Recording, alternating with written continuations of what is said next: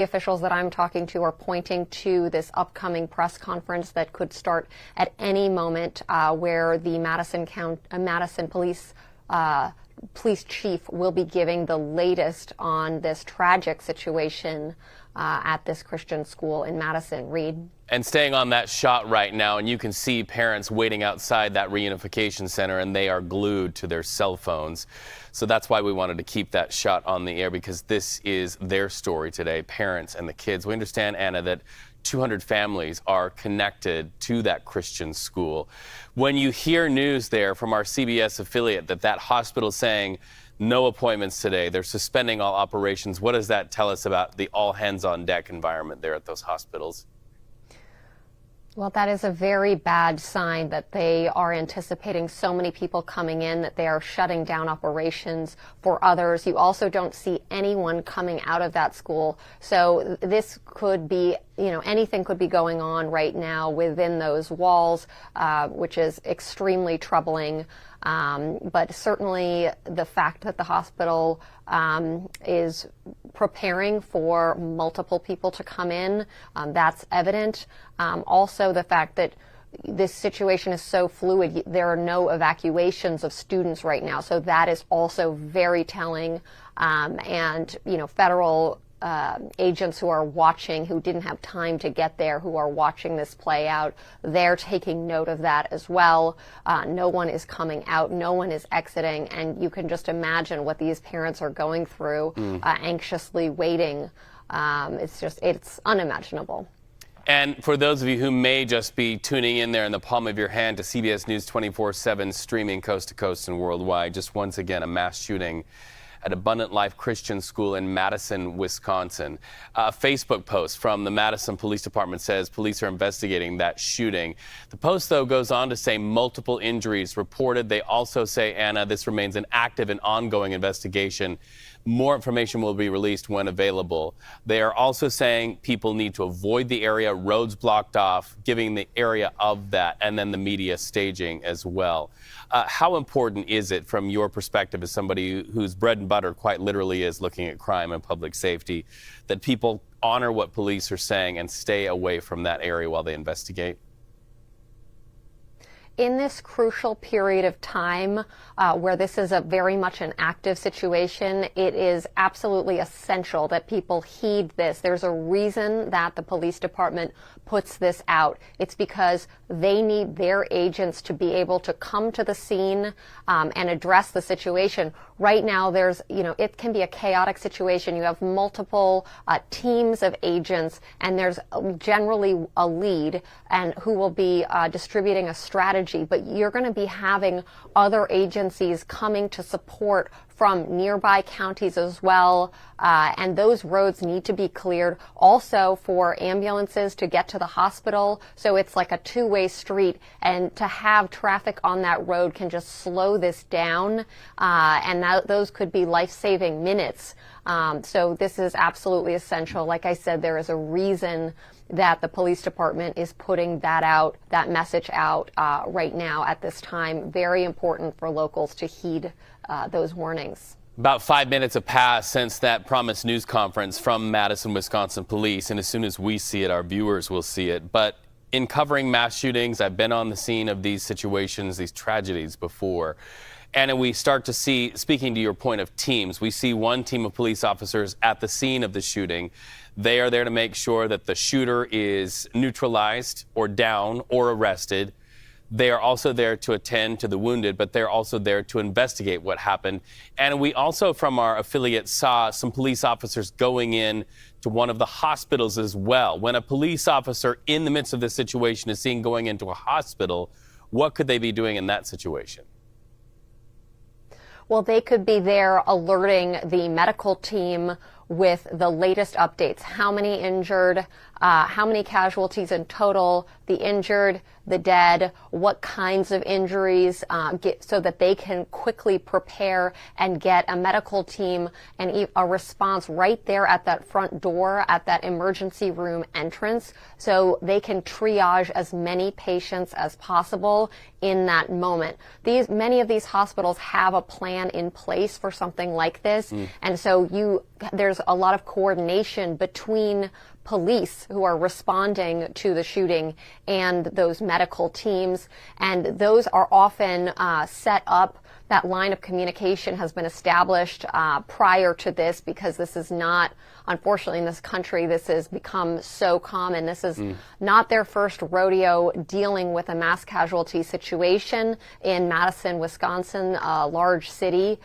So there's definitely a cop or an investigator who will go and liaise with the medical team to ensure that they are as prepared as possible. It's interesting to me that we are not seeing much movement going in and out. I think that's actually very troubling potentially at this time. Right. But it also could be that they're just sort of tamping down and holding off, and we just really don't know. Even if the shooter has been neutralized, we don't have confirmed reports of that. We're getting a lot of unconfirmed reports, but we want to make sure that we are careful and put out only information that's been confirmed, Reed. Right, because we know families who are terrified could likely be watching, and that is why this is such a sensitive time right now. It looks like police are walking up to a podium here any moment, so as soon as we hear affirmative that is about to happen, we will let you know, Anna, because we know that you, like we, would like to hear from police directly. In fact, we are looking, Anna, while you and I are live right now, at police approaching. While we get ready for them to take to the mic and we get ready to see what they have to say about what happened inside Abundant Life Christian School, I want to ask you how important are witness statements in the early hours? Very important, because this is the beginning of a long road towards prosecution potentially. And so taking all of those witness statements, that is going to factor into a timeline that a local prosecutor is going to put together and eventually present likely to a jury. So all of these witness statements are going to be going into initial police reports that then are used down the road as the justice system plays out and takes its course. It's very important to investigators that this process is not tainted. They're very careful about the way that they record this information.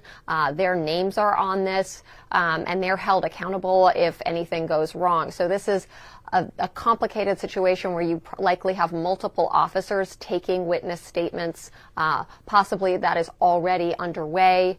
And with something like this, you're likely going to have multiple witnesses, and that's going to help piece together a story that a prosecutor will use to place the suspect at the scene of the crime and also attribute crimes to that suspect. So all of this, in the last half an hour and going on a few hours from now, this is these very crucial early hours when the first draft of history is getting written in those police reports. A first draft of history hitting on the calendar right before these kiddos would have been going into their holiday break. Let's listen into that news conference right now. Officers were responding to a call of an active shooter at the Abundant Life Christian School here in Madison. When officers arrived, they found multiple victims suffering from gunshot wounds. We train on this almost quarterly. The last time we trained on this as commanders was approximately 2 weeks ago. The protocols are simple. Stop the killing, stop the dying, find out who's doing this. And the officers did that, and they did that adamantly. We had officers from around the county and around the state that came in support of this particular incident. Officers located a juvenile who they believe was responsible for this deceased in the building.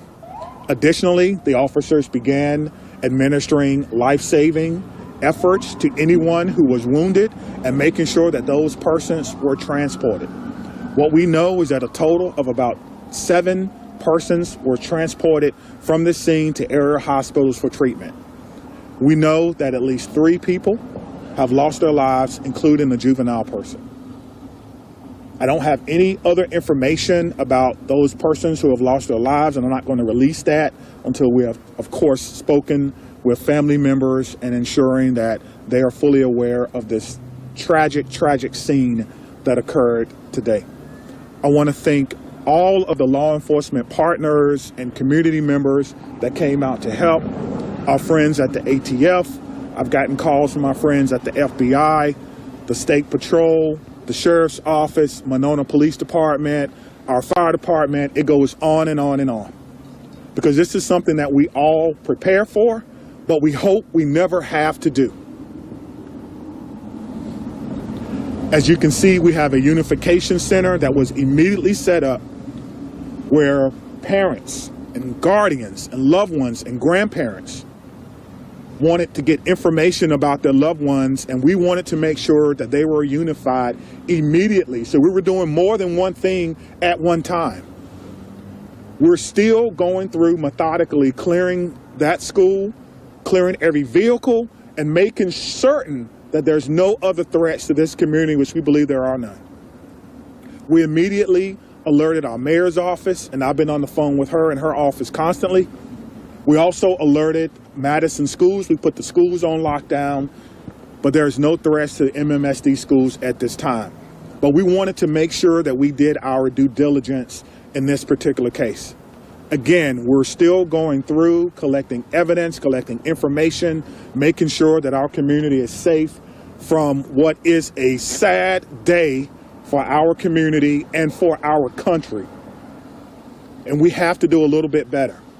I don't have all the answers that you want right now, but I will tell you this. We have some of the best officers in the entire country. Our detectives are amazing. We're going to go and work hard and go through this scene so that we can piece together what exactly happened. Again, there'll be another briefing in about 2 hours, and if I have additional information, I will certainly let you know what that information is. Again, around 10:57 a.m., officers responded to an active shooter.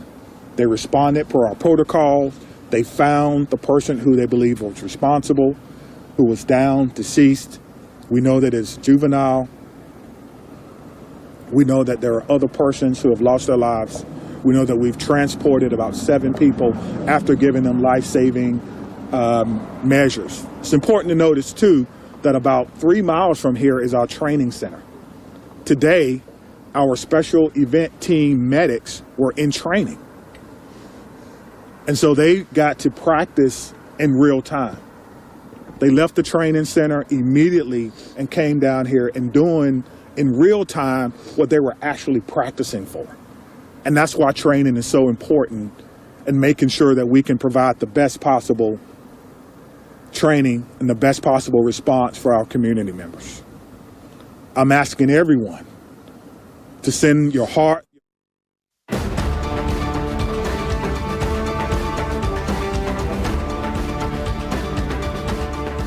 This is a CBS News special report. I'm Lindsay Reiser with breaking news of a school shooting in Madison, Wisconsin.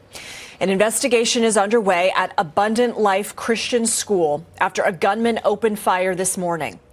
The Madison Police Department says at least 7 people were injured and 3 are dead, including the suspected juvenile shooter.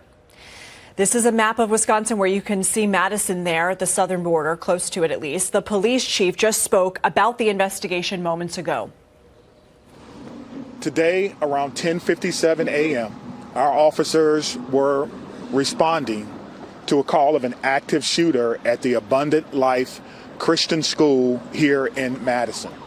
When officers arrived, they found multiple victims suffering from gunshot wounds.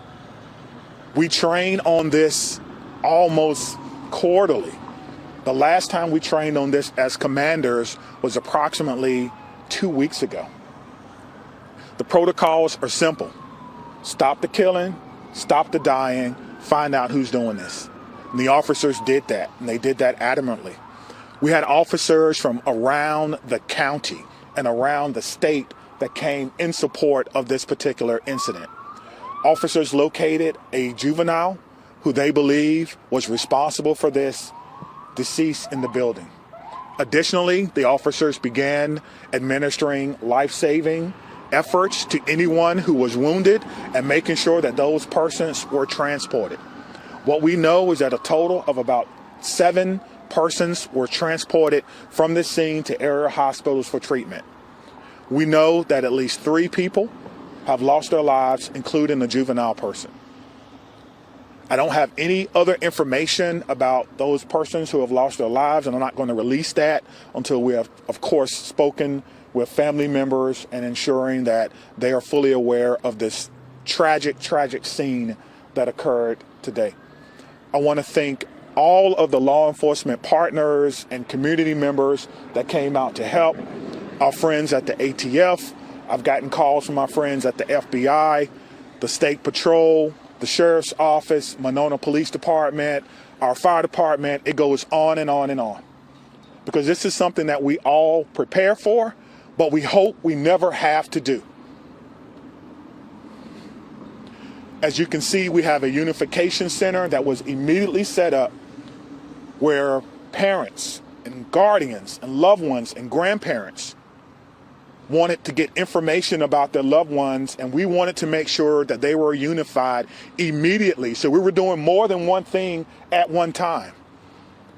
We're still going through methodically clearing that school, clearing every vehicle, and making certain that there's no other threats to this community, which we believe there are none. We immediately alerted our mayor's office, and I've been on the phone with her and her office constantly. We also alerted Madison schools. We put the schools on lockdown, but there's no threats to MMSD schools at this time. But we wanted to make sure that we did our due diligence in this particular case. Again, we're still going through collecting evidence, collecting information, making sure that our community is safe from what is a sad day for our community and for our country. And we have to do a little bit better. I don't have all the answers that you want right now, but I will tell you this. We have some of the best officers in the entire country. Our detectives are amazing. We're going to go and work hard and go through this scene so that we can piece together what exactly happened. Again, there'll be another briefing in about 2 hours, and if I have additional information, I will certainly let you know what that information is. Again, around 10:57 a.m., officers responded to an active shooter. They responded per our protocol. They found the person who they believe was responsible, who was down, deceased. We know that it's juvenile. We know that there are other persons who have lost their lives. We know that we've transported about 7 people after giving them life-saving measures. It's important to notice, too, that about 3 miles from here is our training center.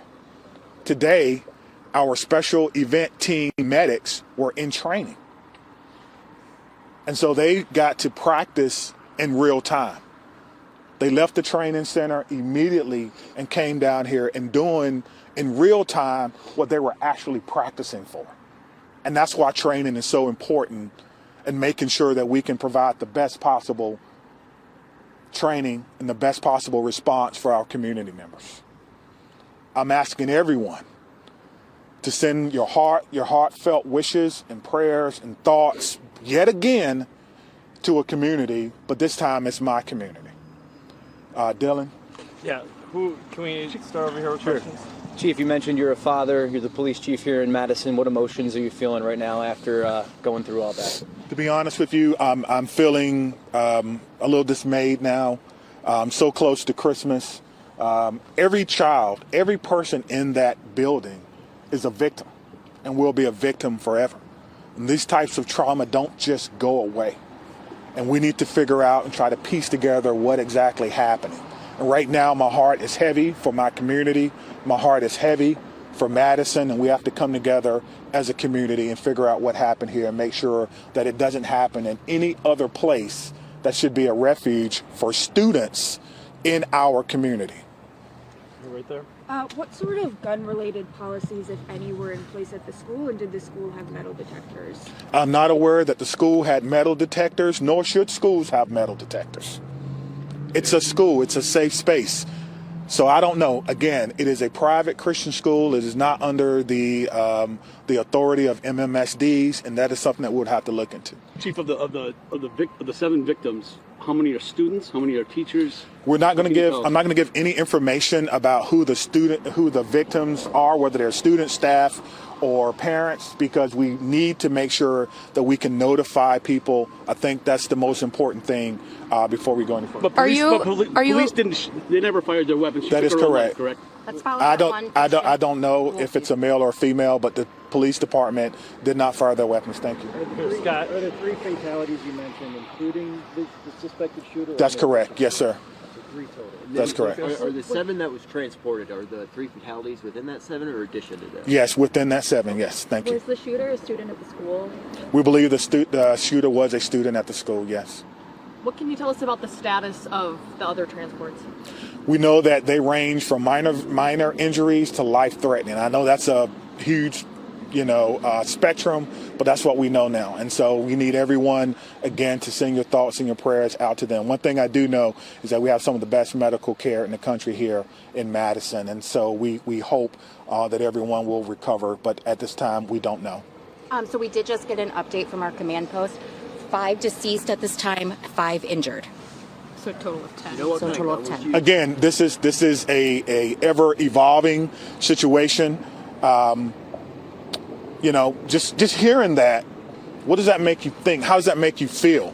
That we have to do a better job in our community on a Monday, right? So close to Christmas, that we're updating victims. And so there's a lot of work that has to be done.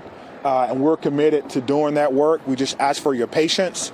I think the most important part is the reunification, again, that we spoke about, making sure that those persons who were in the schools, whether they're staff, students, or what have you, are reunified, and we have done that. Again, I want to say thank you to all our partners. Again, our friends are here from the ATF.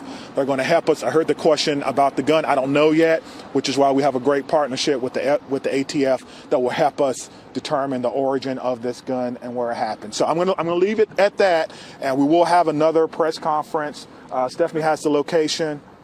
We're doing 2:30 at Fire Station 14 in their community room. 2:30, Fire Station 14. Steph, can you confirm the 5 who are dead? Does that include the shooter? That does include the shooter. Are the victims students, teachers, a mix? Yeah, again, we're not going to talk about that until we notify all the families that may be involved. Again, this is an ever evolving situation, and we're trying to figure it out. What did you say, man? Has the school been cleared? Are all the students out of the school? The school has been through a secondary clearing. We're doing another one now with the help of bomb dogs, just in case. We want to clear vehicles and things of that nature. So we're going to take our time, and we're going to go through, and we're going to do everything that we can. So thank you very much, and we'll see you soon. Thank you. Fire Station 14. Once again, that was the Madison, Wisconsin police chief updating us. At least 5 people are dead, including the person that they believe to be the juvenile shooter, who they believe was a student at the school. And 5 are injured after a shooting at Abundant Life Christian School, a private Christian school. This comes 12 years after the mass shooting at Sandy Hook Elementary School in Connecticut. I want to bring in Anna Schechter. She leads the CBS News crime beat, covering crime and public safety for CBS News and Stations. And a couple more top lines that police never fired their weapons. What else stood out to you in that press conference on just such a horrible tragedy? Well, the fact that the shooter is a student there, I believe it's a K-12 school, so that tells you something about what the profile might be. Interesting that police did not fire any shots. It does sound like a self-inflicted gunshot wound. And, this is a very organized operation. They were ready to go. They had police at the local hospital triaging people. Now the FBI is aware, involved, the ATF. So we don't have any information about the gun, but we should be getting that soon. The ATF is going to be working to trace that back. So lots of moving parts right now, lots of different investigative bodies supporting this effort right now.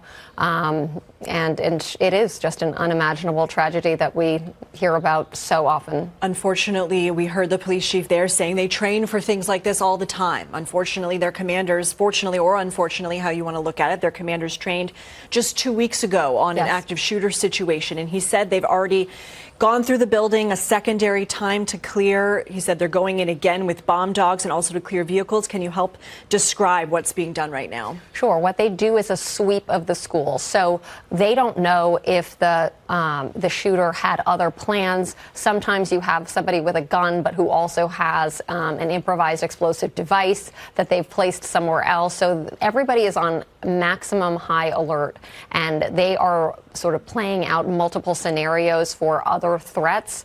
And they've already done a threat assessment. They've swept it twice. They're doing another one. So they're being extra cautious because you never know. They're probably going to be looking towards motive. Of course, that's a parallel investigative track that is likely underway already, interviewing this individual's family members, friends, eyewitnesses. All this is going to be going what I like to call the first draft of history, put into police reports that then a prosecutor would use. And in this case, that the suspect is deceased, this is still going to be going into, they're going to be putting out a report with everything that they find, likely doing follow-up trainings. They're looking also, how can they prevent this type of thing? A community like Madison, Wisconsin, they are sort of on the forefront. They are looking, they're very progressive in the way that they sort of attack these kinds of problems. And so this is going to be factoring into trainings in the future, red flags. I mean, red flag warnings, that's a big thing that law enforcement agencies across the country are looking into, and maybe there were some signs here that were missed. Joining us right now is CBS News national security contributor Samantha Vinograd. She served as former Assistant Secretary for Counterterrorism at the Department of Homeland Security. Sam, we know that you have experience in investigating these types of tragedies, school shootings. What can you tell us about what is being done right now? Well, Lindsay, having worked to try to prevent these kinds of school shootings and then unfortunately dealing with the aftermath of these horrific incidents, I can tell you that there are several ongoing concurrent lines of effort at this time. As the police chief mentioned, unfortunately, it is a sign of the times that law enforcement jurisdictions have well-oiled plans to respond to these kinds of incidents. So right now, concurrently, law enforcement is ensuring that there is no ongoing threat, not just to the school, but to the public, while they gather more information about the deceased active shooter, the suspect. They are likely working to identify the biographic information associated with this individual, to comb the individual's social media to see if the individual was in touch with anybody else, seeking a warrant for the individual's home and other belongings, perhaps a vehicle, again, to try to ascertain whether this individual was a lone wolf, acted alone, or there are potentially other ongoing threats from individuals that may have been in touch with the shooter.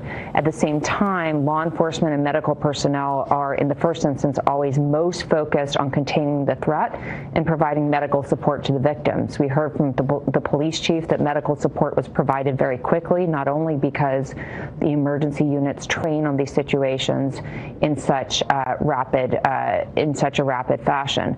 Concurrently, psychological and trauma services will be provided immediately to all of the victims at a standard operating procedure.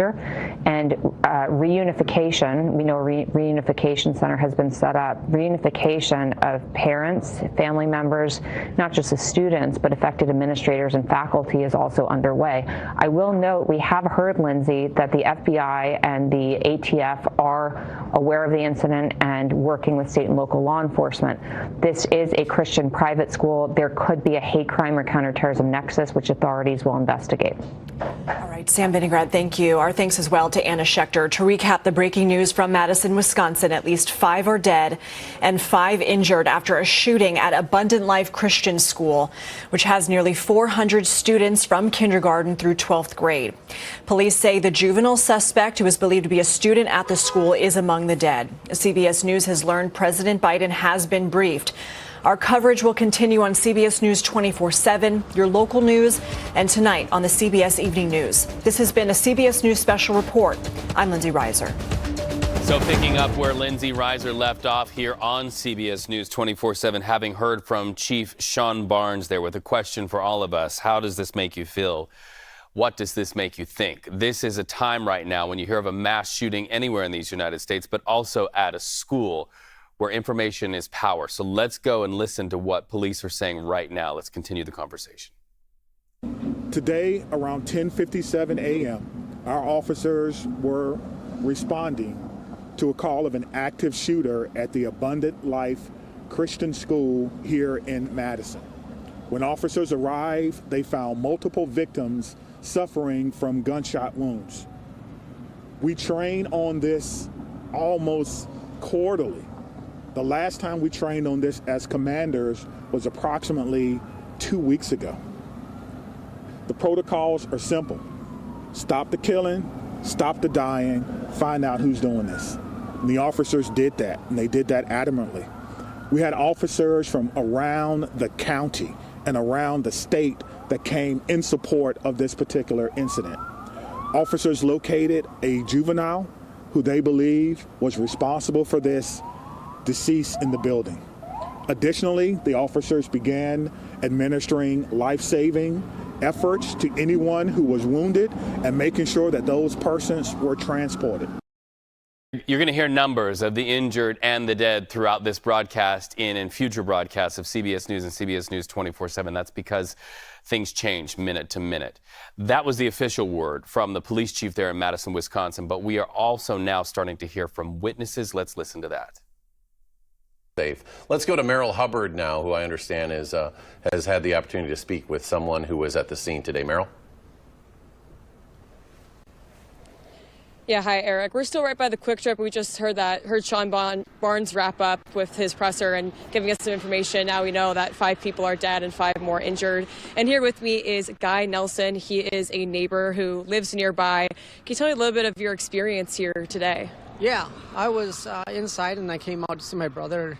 We talked for a bit and then he went home. And about, I'd say a minute later, there's like 20 cop cars that were going at a high rate of speed right past my house. And I knew something was up, so I was kind of worried. I knew it wasn't just a regular incident, it was something else. And as this day has progressed, what have you learned and what have you heard? And just kind of tell me how you're feeling right now, I guess. Yeah. I heard there was possible shooting or something to that magnitude, something very bad. And I was kind of nervous and scared at the same time. Can't imagine what was going on there. You know, probably some really bad stuff. And then, I waited for another probably 10 minutes and more cop cars came. I would say in total, like 70 or 80 cop cars came by before I left. I had to make an errand. And then now I came back and I went to the bank and they were talking about it and I gave them a little information about where I was and what happened. And then I came back and I couldn't even go home yet, so I'm kind of still worried about the situation. Yeah. And then Abundant Life Christian School is really close to where you live. Yep. How does it feel to have a school shooting so close to home to you? Yeah, it's a little shocking. You always see it on TV that it happens somewhere else and you feel bad, but you don't realize the situation when it's here in your back. It's basically a block away from me, so it's my backyard, and it's very scary. Yeah. Guy, thank you for talking to me. I really appreciate it. I'm really sorry that you're dealing with this so close to your home. Yeah, thank you. Yeah, I wish you the best. I hope everything ends up okay. Me too. Okay. Eric, we're going to stay here and talk to some more neighbors and hopefully talk to some parents as well. This is a very sad day, and it's not easy to be out here, but we're trying to do our best to make sure we're showing you guys all the information in real time. But for now, reporting live on Madison's East Side, Merrill Hubbard, News 3 Now. All right, Merrill, thank you again. This happened about 11 o'clock, just before 11 o'clock when police were called. Listening in to our CBS affiliate coverage there in Madison, Wisconsin. 5 killed, 5 injured in a school shooting. Abundant Life School that serves kindergarten through 12th grade. And hundreds of families there in that area who send their children to that school. Let's continue listening in to live coverage from our CBS partners in Madison, Wisconsin, as these informations continue to break. Stops at the heart of it because these are our kids. We know these families. We live in these communities. Right. I was actually talking to my mom as the news was breaking, and I'm just thinking, I'm like, I know there were school shootings before my time, happening during my time, but it just seems like we're just hearing more and more about it. And it shouldn't have to be this way, but it has become this way, and it's just like I can't even put it into words. Yeah. Especially like, being a parent that has a little one who's just in 4K, but just even, sending her to 4K. Actually, she just went to 4K this afternoon. So just even being able to send her there, just kind of just put it into perspective, sending her there today. I'm just like, okay, wow. It is. Like this is the world we're sending. It is, little ones as a into. parent, it is every parent's worst Yes. nightmare. You never stop worrying about it. And I know that Chief Barnes mentioned this, that every student in that school now will be traumatized by this on some level for the rest of their lives. I mean, we don't know what drove this shooter to go to school today and do this. That'll be something for a later date. Right now, our thoughts are with the victims and the families of the victims, those who lost their lives. And that also includes the family of the shooter, presumably who is at fault here. But there are families that are going to be mourning a loved one at Christmas, an unthinkable tragedy. And our thoughts are also deeply with those who are fighting to survive this right now, as Chief Barnes alluded to, the 5 injured, some of which are dealing with life-threatening injuries. We recently did a follow-up with some community members in Mount Horeb, and that happened back in May, and it was a different situation, but the person I interviewed was saying the community is still healing from that. Right. And even just, some parents, even though their student was safe that day, still sending them back to school, they mentioned they always have a little bit of something in the back of their minds thinking about that day and could this happen again? And the people who have gone through this, the wounds can heal, the physical wounds can heal for the people who are fighting right now, who do survive, but the psychological, the emotional trauma that will stay with them. And it's very, very, very sad. Yes. Yeah, and this is, without question, the death toll is unthinkable. I mean, to lose 5 people right at any time, let alone right before Christmas, people will say that a lot, but at any time, this is the worst shooting we've had. I've been obviously here for a long time. Weston School had a shooting in Casanova in which John Klang, the school principal, lost his life at the hands of a shooter named Eric Hainstock, a 15-year-old student. And then we didn't have anything here until the threat at Mount Horeb, and now this. Again, 5 dead at Abundant Life on the east side of Madison. That you're looking live right now. If you're not familiar with the east side of Madison, that is the SSM Health East Clinic at Stoughton Road at Buckeye Road, a short distance from Abundant Life Christian School, which is at 4901 Buckeye Road on the east side of Madison. And this is a unification center. Once those students are permitted to leave, and we'll get an update on that, presumably in that 2:30 press event, which now is about an hour and a half away at Fire Station 14 on Madison's southeast side. We will be bringing you that live. This we know on CBS News 24/7. While we are a national and international broadcast streaming coast to coast and worldwide, all stories are local stories.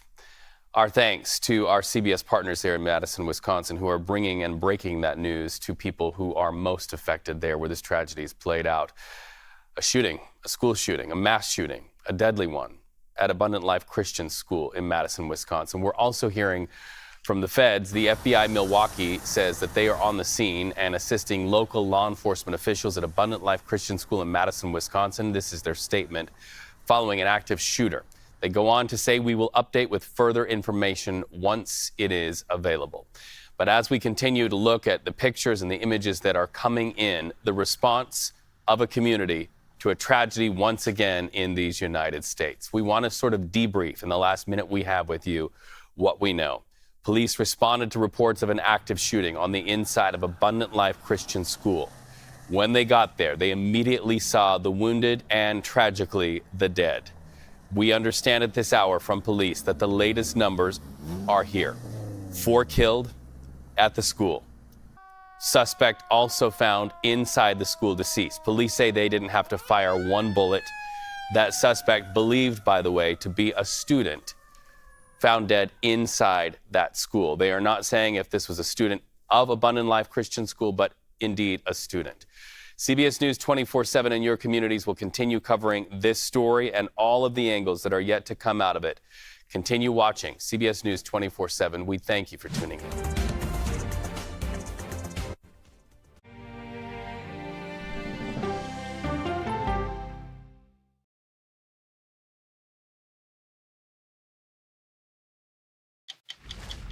60 Minutes takes you to Paris for the unveiling of the restored Cathedral of Notre Dame. It resisted to 2 world wars. This is a message of achievement. How did America help? You'll be surprised as you get a tour like no other. It's time for 60 Minutes. I can see clearly now. Clearly, CBS Mornings. Weekdays on CBS. Yeah!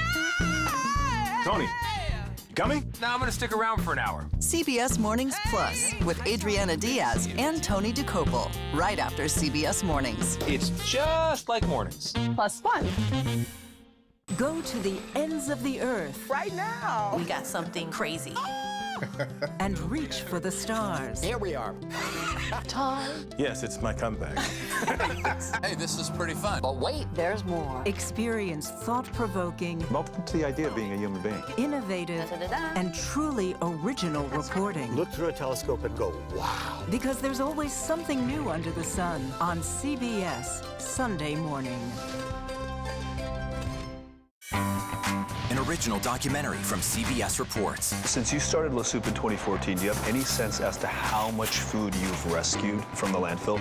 We've rescued 4.5 million pounds. I can't even fathom how much food that is. And that's one little person in one little city in America. We're going to call this chicken piccata. We did 450 of these meals today. This is the exact dish that you and I are going to have. Yep. Oh, really good. Is it good? Mm-hmm. Having a plan of how to keep people fed should be in every single city. So if we eliminated food waste, could we eliminate hunger? Yes. Eating Trash, now streaming on the free CBS News app. When you need your sports news all the time, we've got breaking news to bring to you. CBS Sports HQ gives you a snapshot of all the sports that matter to you. Big news coming out of the NFL. A lot of movement in the rankings this week. With highlights. What a finish at the final round of play. And in-depth analysis. Can they three-peat? Tony Romo joins the conversation. What can you say about this game? When you need your sports in a snap, we're bringing you that breaking news right here on HQ. Find it on CBS Sports HQ. Streaming free anywhere you are. I think I asked direct questions. I don't know that they're tough questions per se. What price should Moscow pay for trying to manipulate American voters? Isn't that giving people false hope? That's the role of Face the Nation, to focus on the issues at hand. And that means a civil conversation with perspective.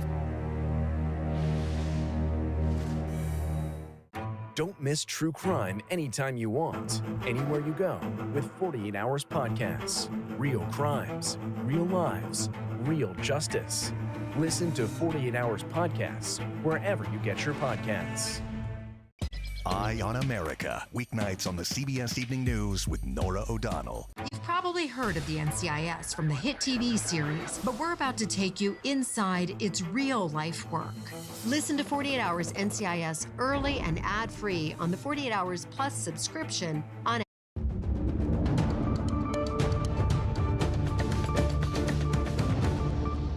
We are following breaking news out of Madison, Wisconsin. The FBI is on the scene of a deadly school shooting. We know at least 5 people were killed, including the person who is believed to be the juvenile shooter. And at least 5 others have been transported to area hospitals. It happened just before 11 a.m. local time at Abundant Life Christian School. It's a private school that teaches some 400 students from kindergarten through 12th grade. Officials have not released information regarding who the victims were. They have said that they believe the shooter is a student of the school, and they also said police did not fire their weapons.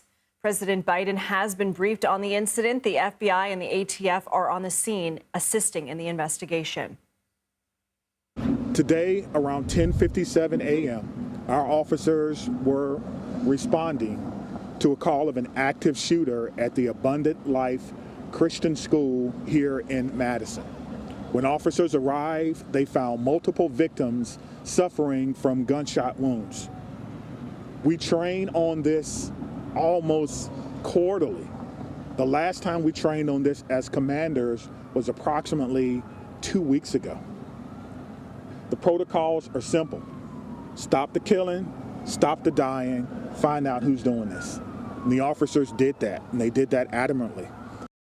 This is an active situation. People are being asked to avoid the area. Anna Schechter is in Studio 57. She's a senior coordinating producer for our CBS News Crime and Public Safety Unit. Anna, we know that they have gone through at least 2 sweeps of the school and the area. They said they were going to be going on a third with dogs. What exactly are police looking for in a sweep like this? Well, in a third sweep like this, they're going to be looking for bombs or any improvised explosive devices or parts of an IED. Sometimes when you have a shooter who had planned a premeditated shooting, they also bring with them other weapons that could be used for destruction. And so immediately, once police entered that school and saw that there were people down and then assessed that the shooter was down, obviously that sort of reduces the threat level by 1 notch. But investigators at that point don't know if there's another shooter or an accomplice or an IED or a bomb.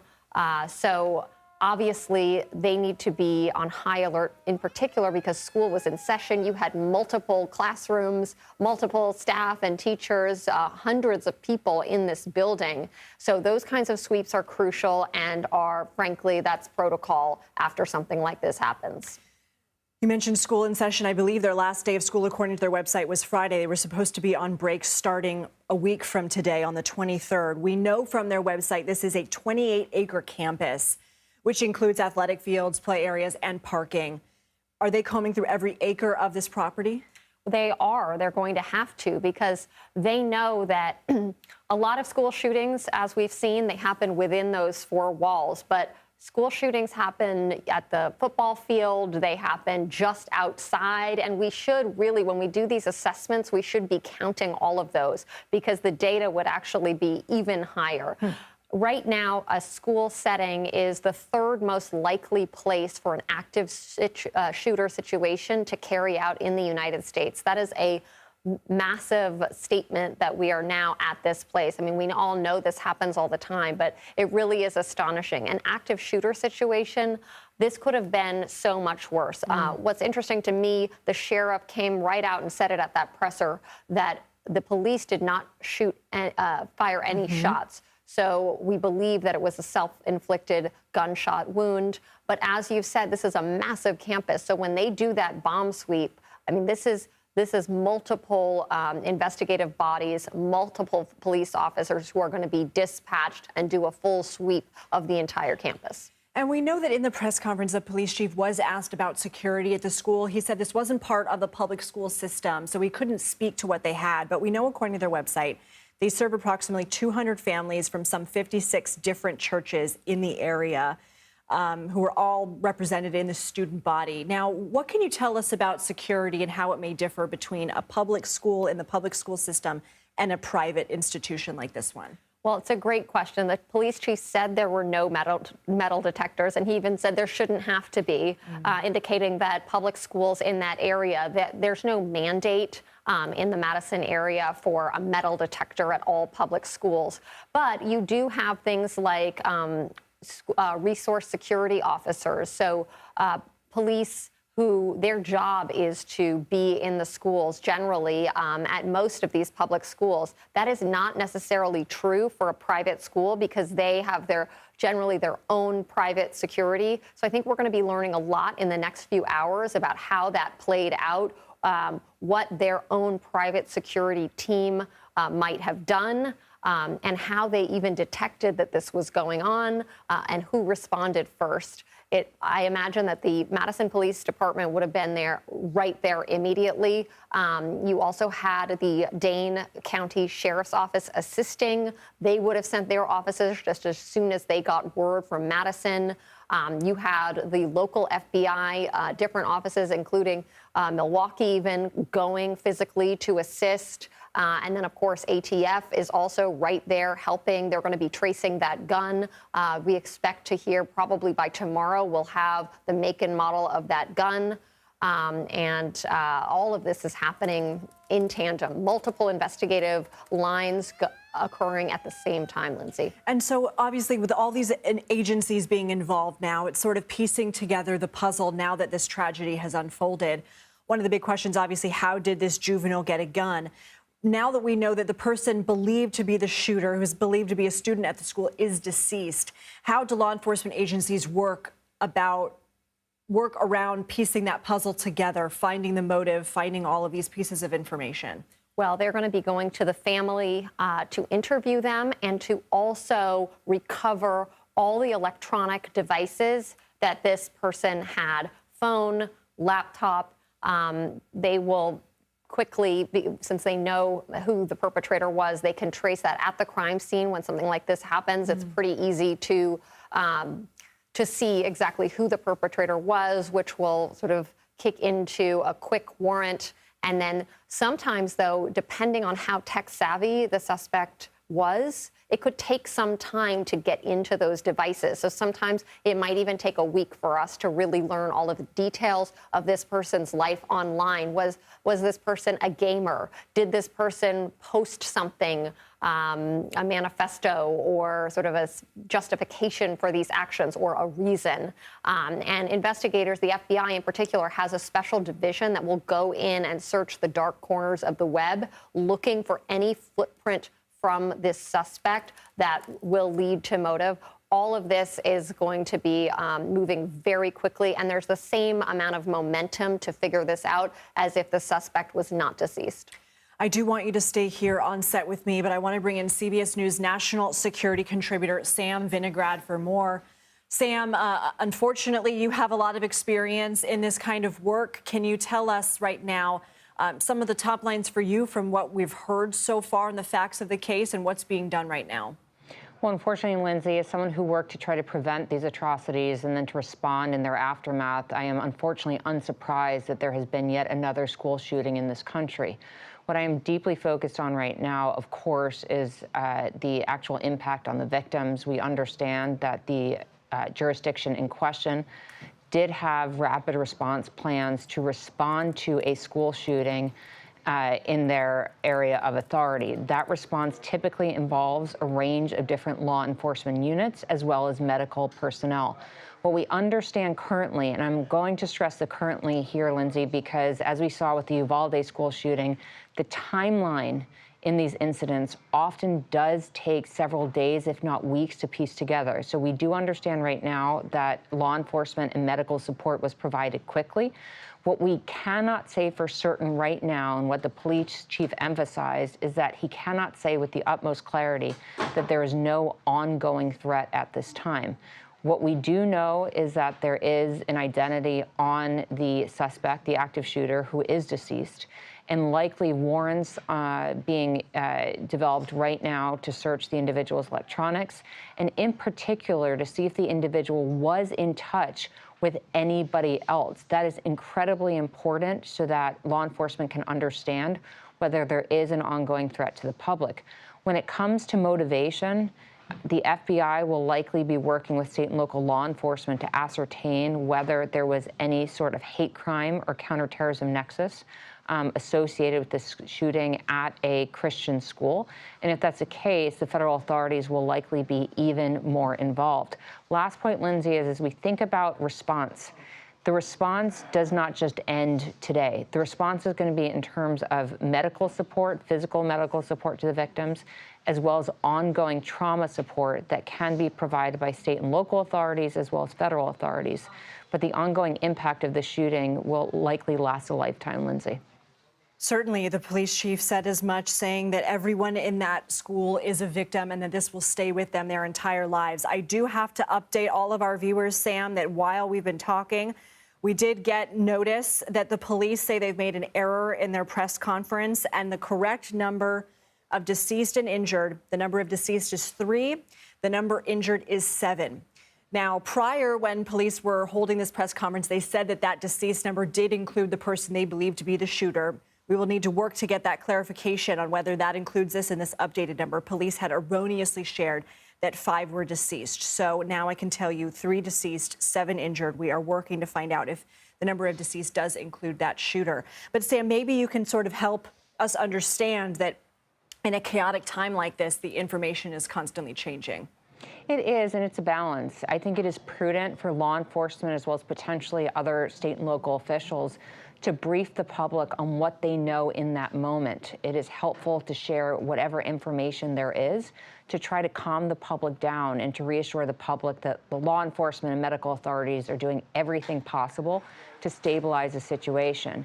But it is important to note that in these moments, there is not a concrete timeline. There are not concrete casualty and fatality numbers. So those facts could shift.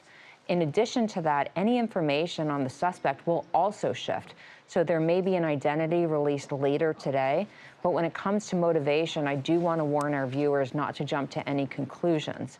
One of the things that I will be listening for both today and over the coming days, Lindsay, is whether the suspect was at any point on law enforcement's radar. When we talk about preventing school shootings, more oftentimes than not, there have been previous reports of concern about a suspect or about a perpetrator. Sometimes they don't rise to the level of law enforcement action, but there are other services available to try to prevent an atrocity. And I will be listening to see whether this individual at any time was flagged as a concern by classmates, by family members, school administrators, and more. Sam Vinograd, thank you so much for being with us. I want to actually, you know what, Sam, we don't have our next guest. I know that I have a limited amount of time with you.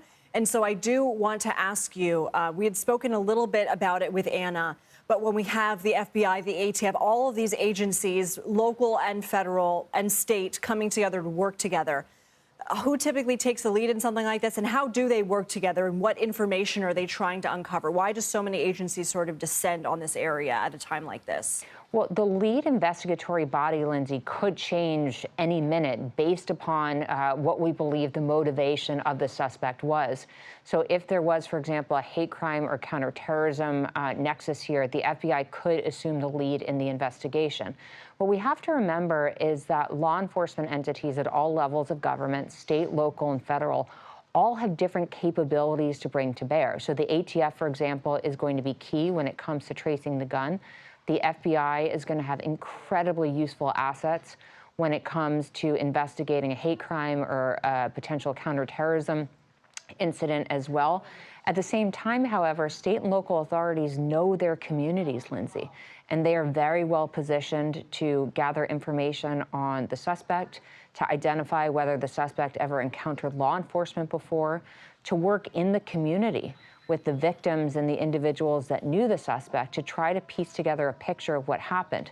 Now, as Anna mentioned, because of the fact that so many perpetrators are technologically savvy, it could entirely be possible that this individual was communicating about the individual's intent on encrypted channels.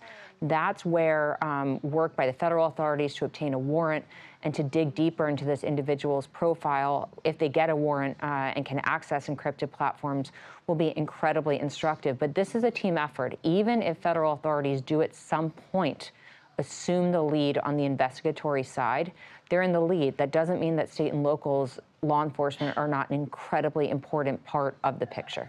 Sam Vinograd, we always appreciate your expertise. Thank you. For anyone who is just joining us, we have been covering tragic breaking news today of a shooting that took place at a private Christian school in Madison, Wisconsin. It was a K-12 school. The name of it is called Abundant Life Christian School. Originally, multiple injuries were reported, but we now know, according to police, that 3 are deceased and 7 are injured. This is an edit to what police had said in an earlier press conference about an hour ago, where they had erroneously reported a different number of people who are deceased. 3 deceased, 7 injured is what we are being told right now. Originally, police had told us that 3 included the suspected juvenile shooter, who they believe was a student at the school. But we are working to confirm that. I want to go ahead and bring in Pat Milton on the phone. She's a senior producer for our investigative unit. Pat, I'm sure you've been talking to your sources, and you've been also listening to what the police chief said in the last hour. What are some top lines for you? What can you tell us? Yes, as you say, everything is very fluid right now, and that's why the numbers are fluctuating. But we are getting at least 3 dead, and that number includes the shooter, which we believe he took his own life. We also believe that he is a student. And as we said, the students at the school go from kindergarten all the way through high school.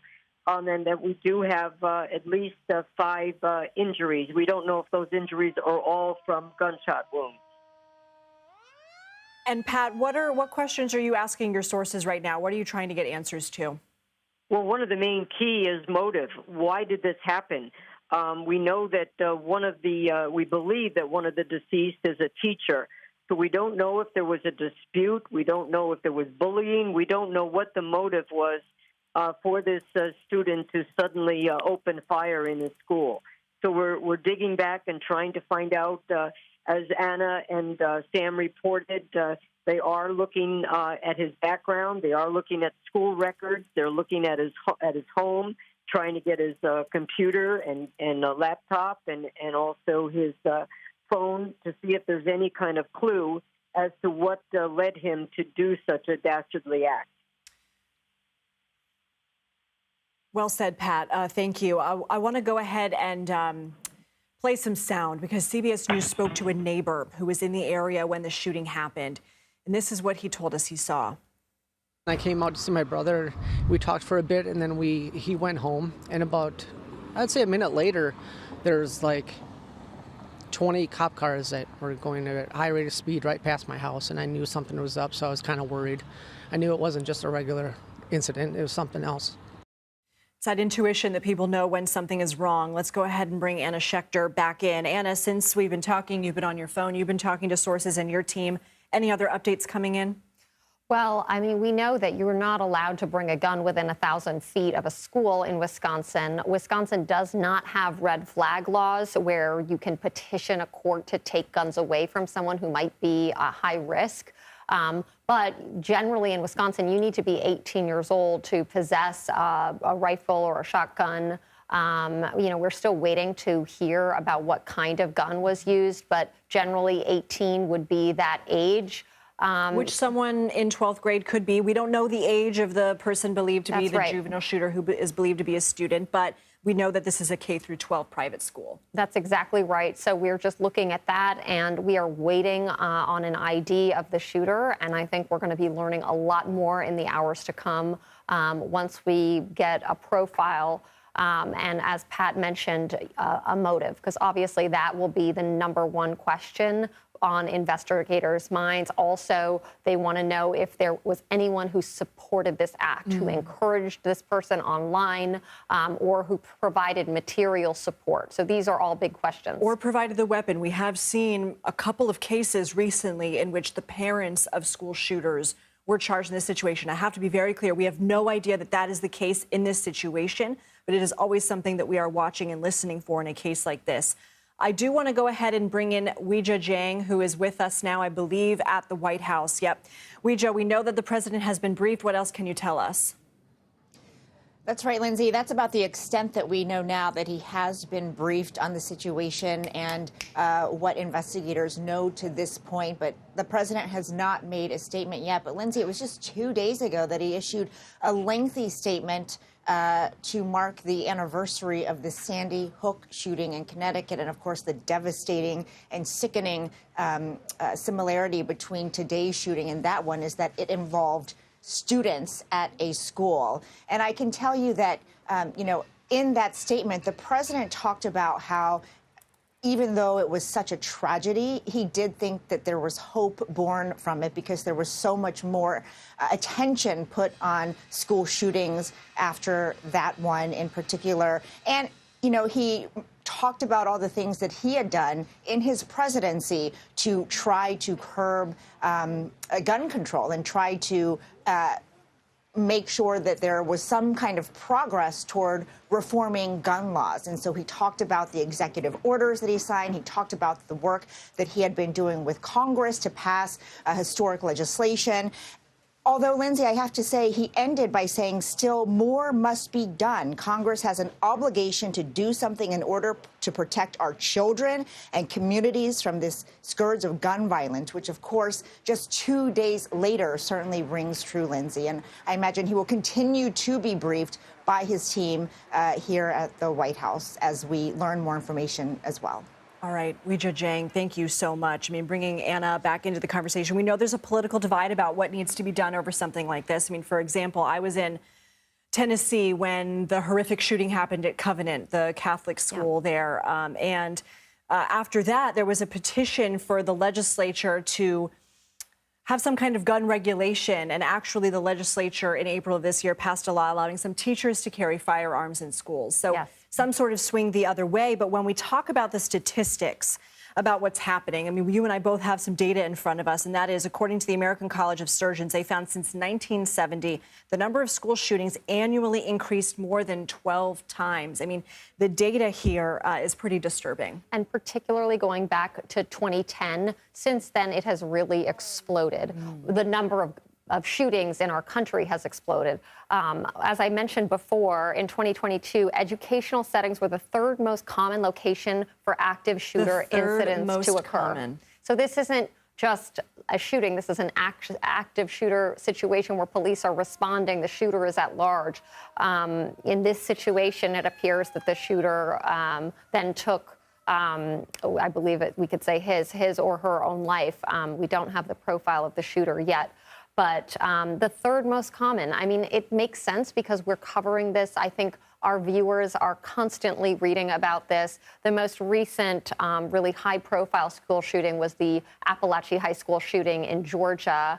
And in that case, that was a 14-year-old male who was apprehended, who was charged. His father was charged with providing the gun to him.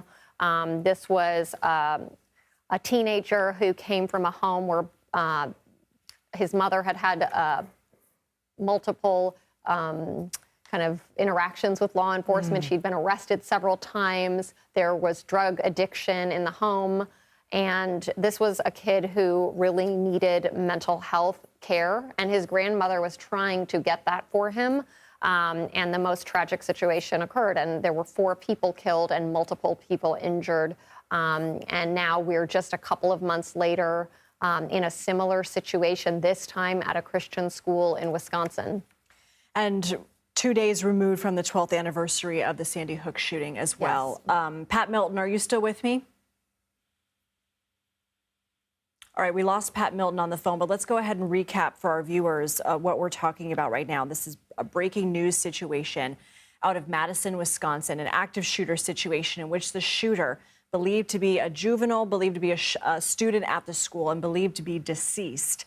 We know that right now, according to police, there are 3 confirmed deceased. Originally, police had told us that that included the suspected shooter. We're working to confirm that. 3 deceased, 7 injured. For anybody who may be joining us after watching in the last hour, they may be confused that total is different. That is because the numbers have been changing. Police originally said 5 deceased and 5 injured, and now they have amended that to the initial amount, which is 3 deceased and 7 injured. This took place just before 11 a.m. local time this morning at Abundant Life Christian School.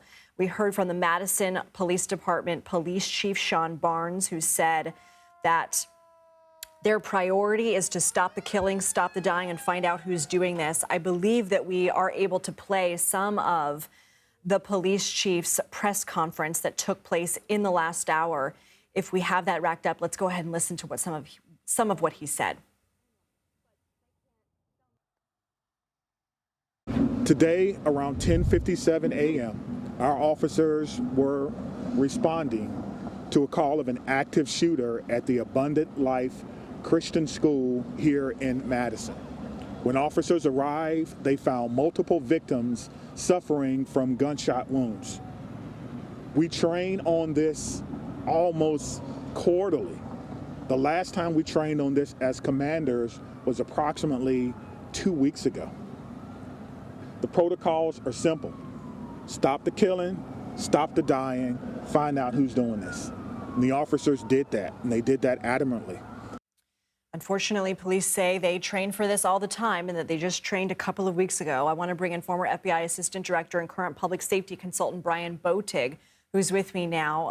And Brian, it's a shame that we're speaking under these circumstances, but your initial thoughts amid this tragic news. It's always tragic to hear of these, whether they happen at schools or businesses, but schools, and especially before the holidays, makes it even more tragic. I want to go ahead and bring in Anna Schechter, who's on set with me. Anna, do you have any questions for Brian?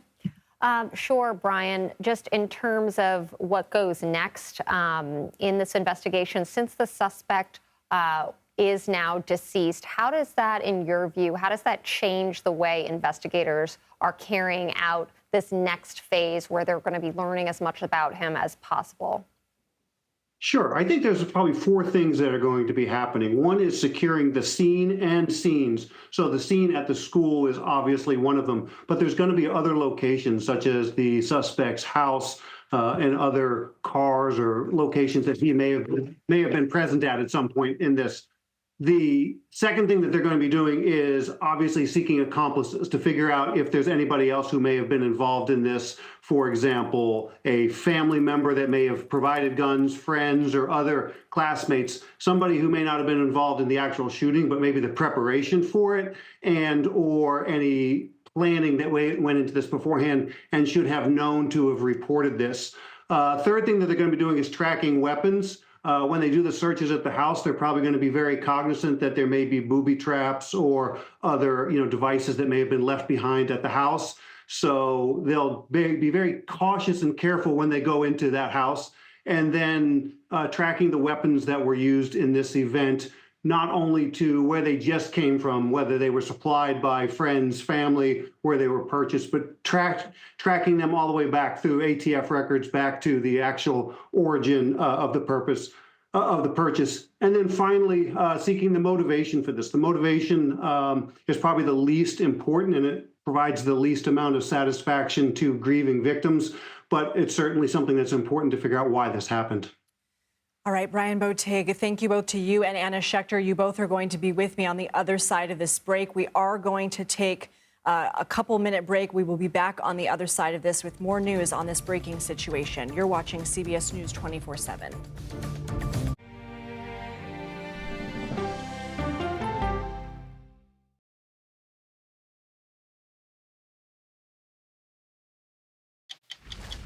"60 Minutes takes you to Paris for the unveiling of the restored Cathedral of Notre Dame. It resisted to 2 world wars. This is a message of achievement. How did America help? You'll be surprised as you get a tour like no other. It's time for 60 Minutes. I can see clearly now. Clearly, CBS Mornings. Weekdays on CBS. Yeah! Tony, coming? No, I'm going to stick around for an hour. CBS Mornings Plus with Adriana Diaz and Tony DeCopel, right after CBS Mornings. It's just like mornings. Plus fun. Go to the ends of the earth Right now. We got something crazy. and reach for the stars. Here we are. Time. Yes, it's my comeback.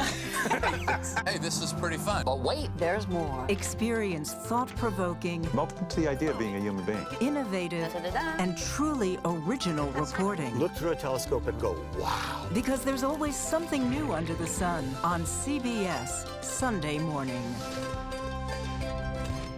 An original documentary from CBS Reports. Since you started La Soup in 2014, do you have any sense as to how much food you've rescued from the landfill? We've rescued 4.5 million pounds. I can't even fathom how much food that is. And that's one little person in one little city in America. We're going to call this chicken piccata. We did 450 of these meals today. This is the exact dish That you and we I are going to just- have. Yep. Oh my God. Is it good? Mm-hmm. Having a plan of how to keep people fed should be in every single city. If we eliminated food waste, could we eliminate Hunger, yes. Eating Trash, now streaming on the free CBS News app. When you need your sports news all the time, We've got breaking news to bring to you. CBS Sports HQ gives you a snapshot of all the sports that matter to you. Big news coming out of the NFL. A lot of movement in the rankings this week. With highlights What a finish at the final round of play. and in-depth analysis. Can they three-peat? Tony Romo joins the conversation. What can you say about this game? When you need your sports in a snap, We're bringing you that breaking news right here on HQ. find it on CBS Sports HQ. Streaming free anywhere you are. I think I asked direct questions. I don't know that they're tough questions per se. What price should Moscow pay for trying to manipulate American voters? Isn't that giving people false hope? That's the role of Face the Nation, to focus on the issues at hand. And that means a civil conversation with perspective.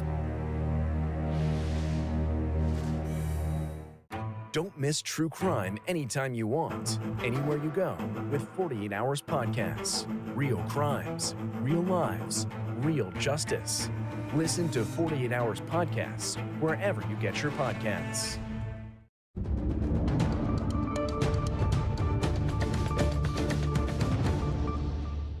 We've been following breaking news out of Madison, Wisconsin. The FBI is on the scene of a deadly school shooting.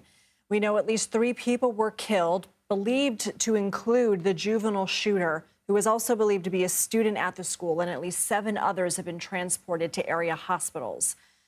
This took place, as I mentioned, in Madison, Wisconsin, just before 11 a.m. local time at Abundant Life Christian School. It's a private school that teaches hundreds of students from kindergarten through 12th grade. Officials have not yet released information regarding who the victims are.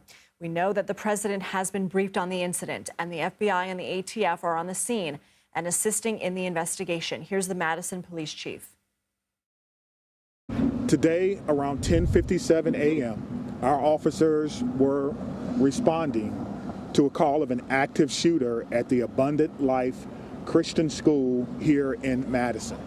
When officers arrived, they found multiple victims suffering from gunshot wounds. We train on this almost quarterly. The last time we trained on this as commanders was approximately 2 weeks ago. The protocols are simple. Stop the killing, stop the dying, find out who's doing this. And the officers did that, and they did that adamantly. This is still a very active situation. People are being asked to avoid the area. In the last hour, police said they had already conducted a secondary search of the school, and they're working on a third search with bomb dogs, and they were also going to be clearing vehicles to make sure the threat was eliminated. Again, the person believed to be the shooter, is believed to be a student at the school, is deceased. Police did not fire their weapon, so it is believed that that person died of a self-inflicted gunshot wound. Just to give you an idea of the scope of the search, according to the school's website, the school sits on a 28-acre campus, which includes athletic fields, play areas, and parking. Here's what a neighbor told one of our crews near the scene. I came out to see my brother. We talked for a bit, and then he went home. And about, I'd say a minute later, there's like 20 cop cars that were going at a high rate of speed right past my house, and I knew something was up, so I was kind of worried. I knew it wasn't just a regular incident, it was something else. Anna Schechter is in Studio 57 with me. She's a senior coordinating producer for our CBS News Crime and Public Safety Unit. Also with us, former FBI Assistant Director and current Public Safety Consultant, Brian Botig. I want to go ahead to Anna first. Anna, there's been a lot of information coming at us. I know you're tracking it all. What are some of your top lines? Well, the top lines that this was an active shooter situation with 3 deceased, including the shooter, 7 people injured. The local hospitals were triaging, were ready for this because there was good coordination early on, immediately between the police and those healthcare providers. But we still don't know anything about the shooter and the profile. I know that investigation is underway. So what investigators are doing now is they're seeking warrants to go to his home, obtain his laptop, cell phone, any device that he might have had, and they're going to go pouring through that, and they're going to be looking for anyone who might have worked with the shooter to help the shooter obtain the weapon, make the plan, or even provide encouragement to carry it out, because they're going to be casting a wide net looking at accountability, especially since the shooter is deceased. Those pieces of the puzzle, the accountability will be important. Obviously, not much solace to the families of the victims. But why is it so important to piece together that puzzle, find out a potential motive, and find out what, if any, help the shooter may have gotten? Well, that accountability is going to be key. What law enforcement want to do, because the suspect is deceased, is they want to make sure that every single individual who might have had anything to do with this is investigated, and if they committed any crimes, you have the justice system play out. Generally, in a situation like this, like recently at the Appalachia High School in Georgia, right now the shooter who killed 4 people in that high school, he has pleaded not guilty, but his father and him, they've been arraigned, and they are awaiting trial. So, of course, denied bail since, it's certain who carried this out. But all of that is what kind of the fabric of our society, in part, leans on a justice system that works and that holds people accountable. It's very important when something like this happens. Investigators, they're playing a role in society that's very important, not just for the families of the victims, but also looking forward as a deterrent as well. That accountability is extremely important, and anyone in the law enforcement world, from a judge down to an investigator at a local police department, is playing an important role. And so that right now is underway.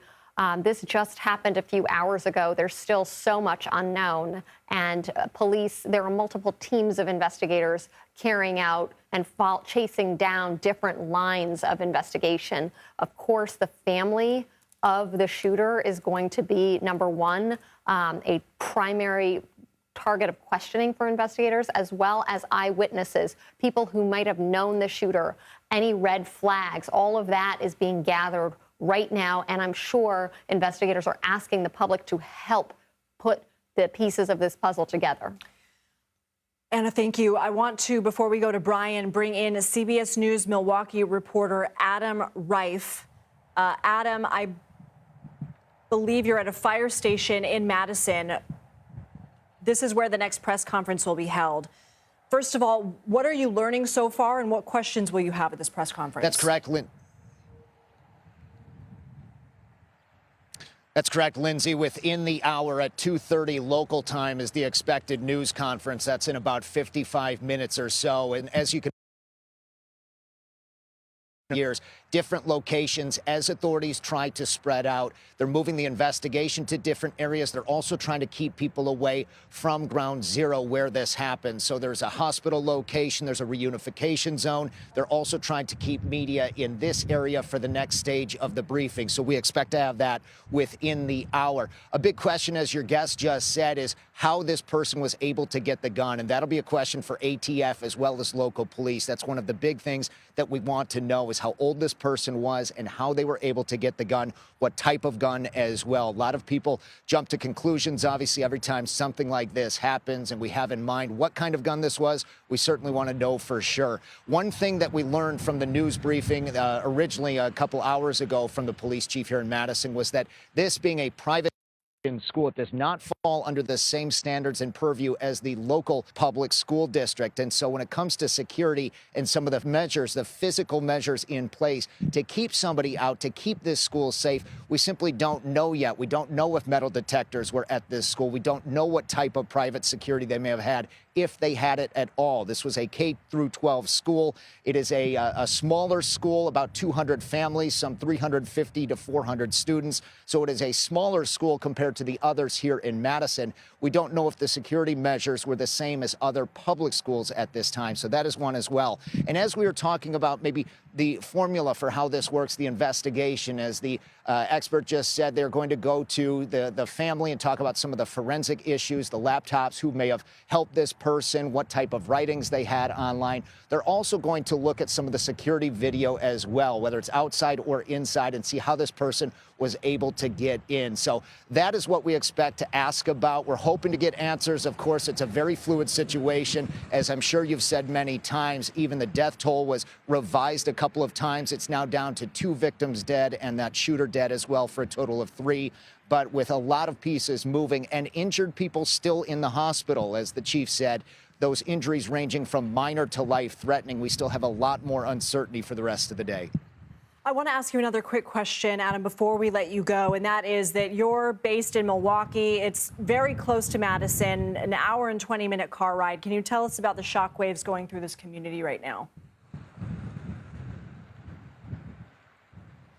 Well, already we've had reaction throughout the state, as you can imagine, from local lawmakers to statewide lawmakers, even our senators weighing in as well, of course. But many other school districts are also keeping an eye on their security. We've had some unfounded concerns right now about other school safety issues throughout the Milwaukee area, as well as other parts of the state that we're keeping an eye on. Nothing concerning at this point, but other schools have talked about possible police presences at their schools. So it's something that anytime this happens, you tend to see copycats. That's what the federal authorities are concerned about over the next several days, of a copycat shooter or situation. But just today, in the past couple of hours, other school districts have said we have some police presence, or people have called in saying, I see a police presence at this school.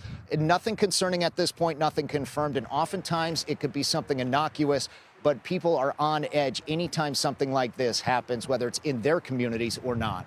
Certainly, Adam Reif, thank you so much to you and your crew. While we've been talking, well, in the last hour or so, the school posted on its Facebook page, Abundant Life Christian School, posting prayers requested. Today we had an active shooter incident at ALCS. We are in the midst of following up. We will share information as we are able. Please pray for our Challenger family. I do want to bring in former FBI Assistant Director and current public safety consultant Brian Botig with us now. And Brian, as you've been hearing us talk about this and hearing what the reporters have been saying, what stands out to you the most about what's going on right now and what answers still need to be answered? The thing I noticed when I'm watching some of the footage that you're relaying is it looks like the police department and fire department and all the emergency responders did an outstanding job. As you can see, the ambulances being able to get up to the front of the building. You know, more than a decade ago, all the police would respond to the scene and they would park as close to the building to run in and engage the active shooter, which would then make it almost impossible for ambulances to get up front. And you'd have to carry injured victims, half a mile beyond all the traffic backup. So it looks like, as the chief said, that they did this training as recently as 2 weeks ago. It looks as though they've done an outstanding job in the response, and the number of victims that have died in this incident has probably been lowered because of that outstanding response, the ability for the emergency personnel that are going to be treating people for their medical injuries to get up to the front of the building and be able to leave and get to the hospital looks outstanding. I will mention why the FBI and ATF get involved. It wasn't until 2012 that there really was no federal nexus to these events. And then the passage by the Attorney General of the Investigative Assistance for Violent Crime Act of 2012 gave the FBI and other federal authorities the ability to respond and contribute to these, because these cases will have far-reaching implications way outside of Madison. There'll be subpoenas and search warrants that need to be served at service providers across the country, and it's overwhelming for a police department of any size, even in Madison. So the extra assistance that can be brought in by the federal authorities to help them with a lot of the victim services and investigative pieces, especially on the technology tracking and social media searches, brings a great resource to the table for them. You know, Brian, I want to ask you about something logistically, because we know that police were going to be doing a third search of the area and make sure that the threat was neutralized. According to its website, the school has a 28-acre campus. What is involved in clearing a campus of that size? That's where these additional resources are going to be so incredibly helpful from the local, state, county, and the federal authorities to be able to bring in dogs to see if any vehicle, again, we don't know how old this victim was and whether they were able to drive at this point, but leaving that car that they may have left behind at the scene on that campus somewhere, may have explosives in it. We've seen that happen in the past with other active shooter incidents where the intent to harm first responders after the incident has been prevalent. So it will take a long time to be able to search this school facility, but it's an important step. And then every step that we do, going into his home and going into his bedroom, there's no telling what type of devices may be there, whether they're set up to injure first responders or just in a volatile mode that may cause some type of reaction. So it's going to be very slow and methodical. And I think that's what people have to be prepared for as this unfolds, is just that slow and methodical investigative process that needs to take place. Right. Brian Botig, thank you so much. Our thanks to Anna Schechter as well. We are going to continue following this developing story as well as other news of the day. But for right now, we are going to take a break. We will be right back. You're watching CBS News 24/7.